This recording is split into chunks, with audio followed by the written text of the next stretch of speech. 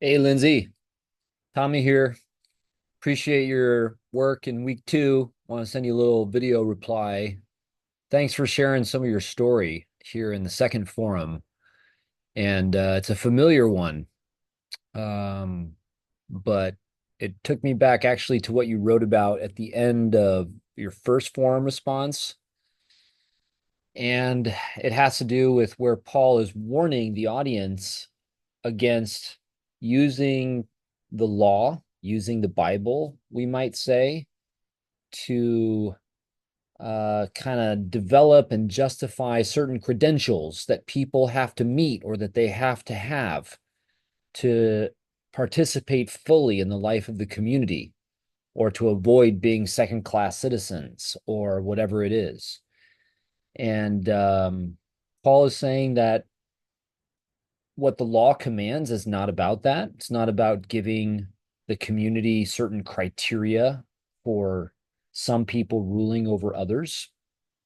And it's not about using, the way people present themselves, what they're known for as a kind of way of distributing power, more to the righteous, less to the unrighteous kind of thing. He says that's not what circumcision is about.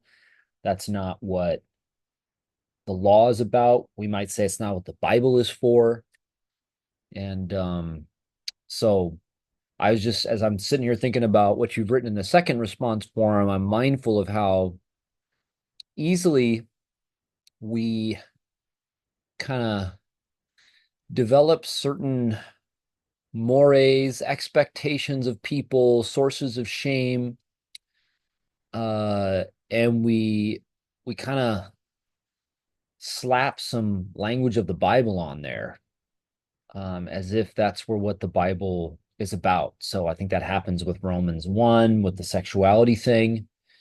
Um, I think that uh, it happens with, the way that we have this kind of romance of marriage as well as corresponding gender roles in a society like that of the US with all of its influences from the Christian tradition.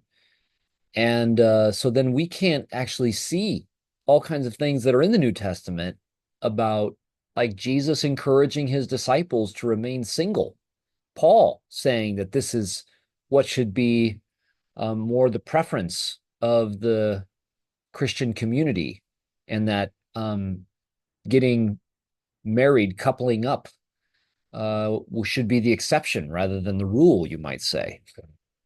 I mean, where are you going to hear that in church? I think you're attesting to the way that a certain romance of marriage, of ways of being male and female, have been sort of espoused in our church cultures, especially in certain evangelical churches. And the Bible is sort of used to reinforce those ideals, as it were, even against the Bible's teaching in relation to those subjects. So I guess it's more cause for us to become good students of the Bible, so that we could be sound teachers of the Bible and promote a healthier conversation in relation to the Bible than the one that a lot of times we've inherited or that is current in our church communities. But especially, I hope that we could get away from using the Bible to inform the wrong kind of judgment when it comes to gender, when it comes to all kinds of other things. So, thanks again for sharing your thoughts and some good responses. Look forward to more conversation in week three. Maybe we'll see you in a live Zoom group.